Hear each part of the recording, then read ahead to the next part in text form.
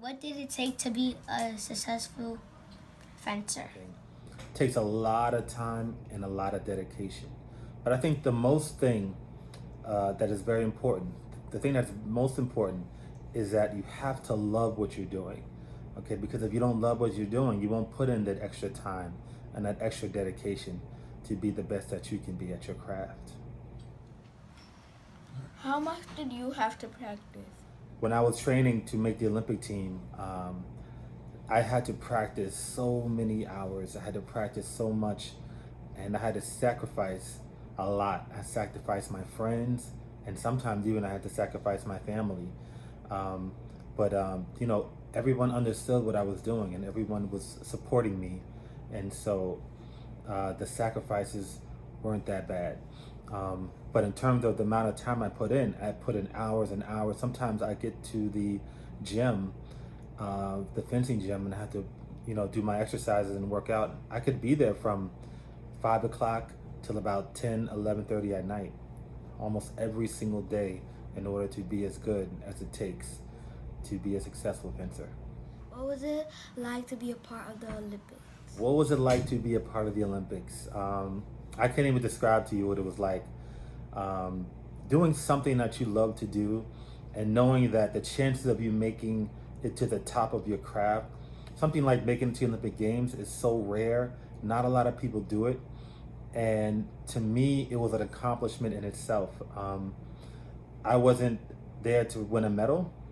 I wasn't there, for any type of fame. I was just there knowing that I completed something in my life that no one could ever take away from me. Making it to the Olympic Games was everything that I've ever worked for, and being there was just the icing on the cake. Were you scared when you was at the Olympics? Was I scared when I was at the Olympic Games? You know what? I was scared.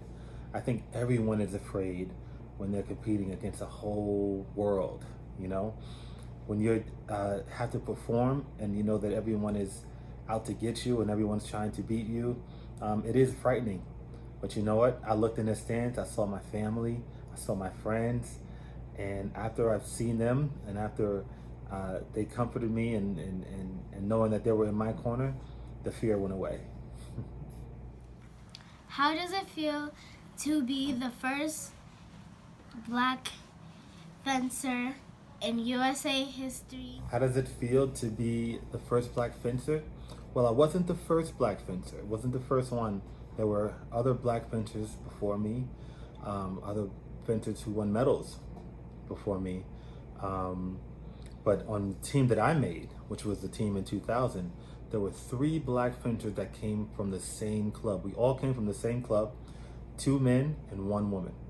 And all of us were excited to be there because in a sport like fencing, where there's predominantly white people in the sport, to be the few black people was a big deal for all of us, for the sport of fencing itself and for the U.S. fencing team. But we got a lot of support. It just felt good to be the minority on the team. What are your accomplishments? What are some of my other accomplishments? Let's see. So I'm 2-time national champion. I was ranked number 1 in the world in the junior category. I was ranked number 1 in the world, the junior category. I remember one year in 1998, I won 3 titles in a row. There were 3 American Cups in a row, which no American fencer has done. And a member of the 2000 Olympic team, I was a member of 10 World Championship teams and maybe 3 Junior World Championship teams. Now that I think back on it,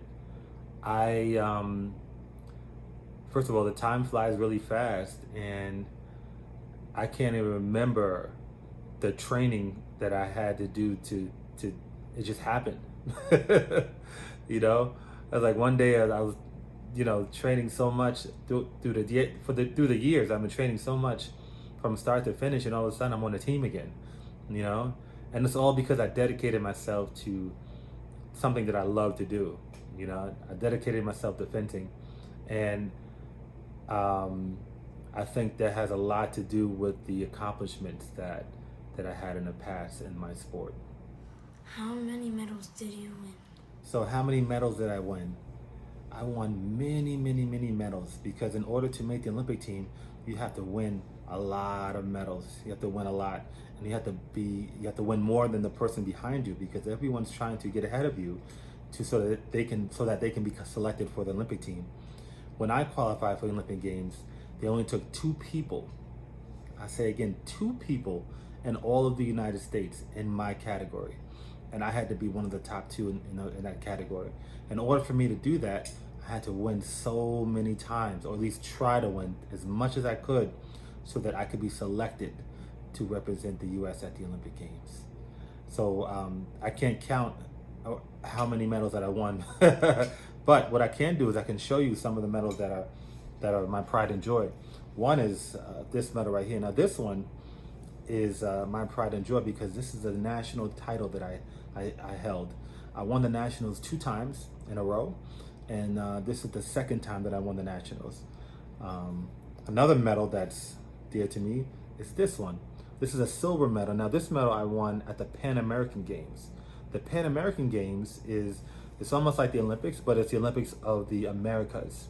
So you're going against Cuba, you're going against Canada, Dominican Republic, you're going against all these different countries on our hemisphere, and trying to become the best of the Western Hemisphere. And this year, the year that I won, which was in '99, I took the 2nd place. And so that was a huge accomplishment for me. What do you recommend a girl to do to become a fencer? Girls have a very strong team. Our U.S. team is really strong right now. And for a woman to become a fencer, it's no different than a man to become a fencer.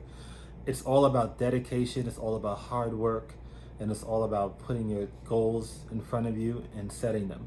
And one thing you have to understand too, is if you do the best that you can, and you do the best, do your very best, you will be surprised of how far you can go in whatever you're trying to do.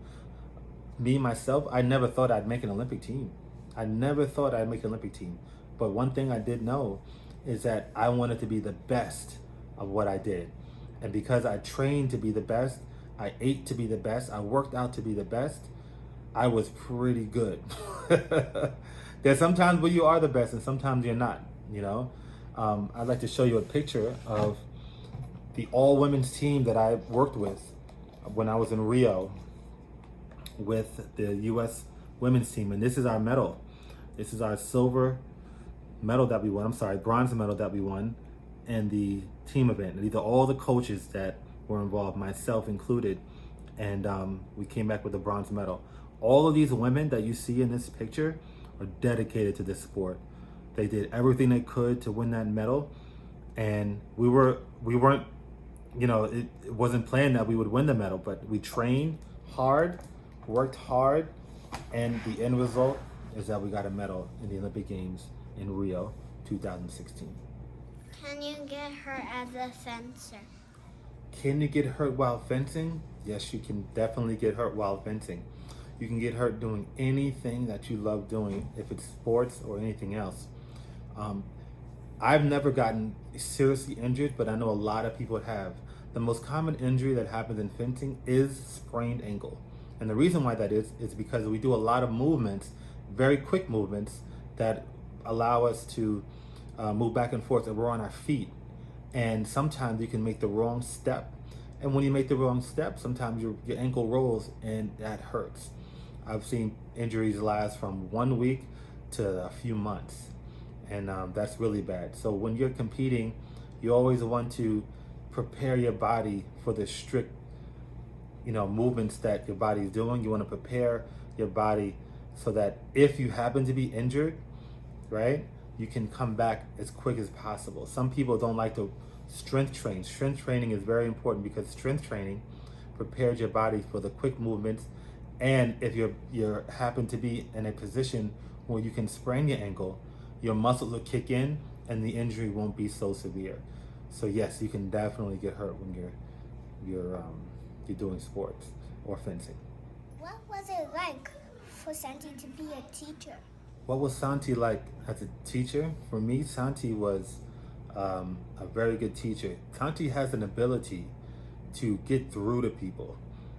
And when you can get through to someone, you can really gear them into the right direction. Santee really taught me values that I use today. He taught me values that I use on the competitive scene. You know, what kind of values am I talking about? I'm talking about being able to start something and follow through. I'm talking about values like to be true to yourself and be true to people around you, and to have the confidence to fail, you know, because you start something and sometimes you're afraid because you don't know what the outcome's going to be. I remember Santee was able to teach us as kids to not be afraid to fail at something, because how do you know you're going to fail at it if you don't even try? So that's one of the things that I take from Santee when I was in his class, and those are the things that those values I teach my students and my kids to this day.